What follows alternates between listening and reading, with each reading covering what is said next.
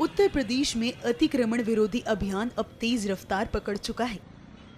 रोजाना कहीं न कहीं बुलडोजर गरज रहा है। अब इसी कड़ी में वाराणसी में भी बड़ी कार्रवाई देखने को मिली है। वाराणसी में प्रशासन ने सालों पुराने अतिक्रमण पर बुलडोजर चलाया है।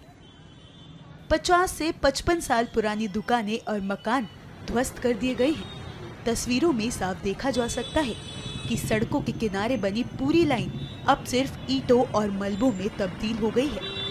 ये 50-55 साल पुरानी दुकानें थी यहाँ पे और नोटिस आया हम लोग को तो तोड़ना पड़ गया हम लोग को पूरा ये। और इसमें कुछ नहीं तो 400 परिवार जुड़े हुए हैं और बाकी आपके सामने है सब कुछ कि रोड की दुकानें को तोड़ दिया गया। कितने लोग इसमें रोजी रोटी थी। अब मोहन जी के ऊपर है कि आगे वो क्या करते हैं क्या नहीं करते हैं। अभी क्या कर रहे हैं आप? अभी कुछ नहीं है। अभी अचानक से किसी की रोजी रोटी छिड़ जाएगा तो अचानक कहाँ से कोई कर पाएगा। और इस समय जान ही रहे हैं कि 20-25 हजार रुपये से कम भाड़ा नहीं है किसी भी दुकान का। तो इसलिए सोचेंगे, धीरे धीरे सोचेंगे। बाकी मोहन जी सोचेंगे क्या करना है क्या नहीं करना हम लोग को। खैर दिक्कत होती थी, जाम लगता था, भीड़ लगती थी, लेकिन कोई तरह मैनेज करके चला जाता है बस उसको। लेकिन तोड़ना उसका रास्ता नहीं था, कोई और रास्ता निकलता तो अच्छा होता हम लोग के लिए भी। रोड चौड़ीकरण और शहर के सुंदरीकरण, पब्लिक की आवागमन को ध्यान में रखते हुए हम इसका विरोध नहीं कर रहे हैं कि रोड का चौड़ीकरण हुआ और उसमें कुछ दुकानों का जो है हमें तिलांजलि देना पड़ा। हमारे व्यापारियों ने उसमें सहयोग किया। दुकानों को सरकार और एडमिनिस्ट्रेशन का सहयोग करते हुए हमने बिना विरोध किए भी दुकानों को खाली किया है। अंदर से बहुत भावुक है। हमारे सारे व्यापारी के घर में जो है आज एक ऐसी स्थिति है, माने वो कह लीजिए मातम की स्थिति है। लेकिन इसके बावजूद भी व्यापारियों ने दिल में पत्थर रख करके और एडमिनिस्ट्रेशन का सहयोग किया है और दुकानों को खाली किया है। दुकानें रात में तोड़ी गई है, लेकिन व्यापारियों के हमारी डिमांड है कि हमारे विस्थापन की व्यवस्था की जाए, हमारी रोजी रोटी की व्यवस्था की जाए।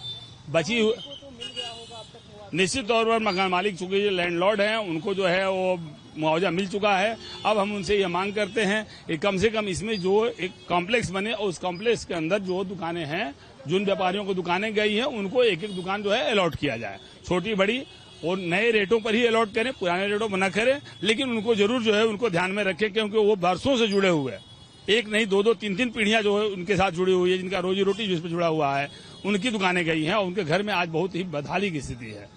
वहीं इस कार्रवाई में कई अवैध निर्माणों को हटाया गया, जिससे आम जन और यातायात को राहत मिली है। जहां कुछ लोगों ने इस अभियान का विरोध किया, वहीं कुछ स्थानीय लोगों ने इसकी सराहना की है। ये संकट नहीं है भैया। संकट देखिए, संकट होता है प्राकृतिक, जो आपदा होती है उसको संकट कहते हैं।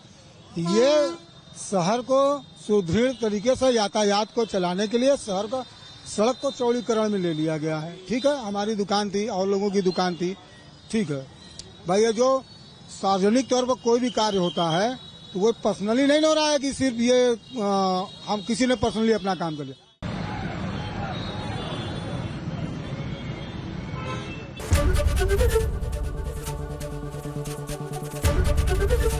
एबीपी गंगा, खबर आपकी, जुबान आपकी।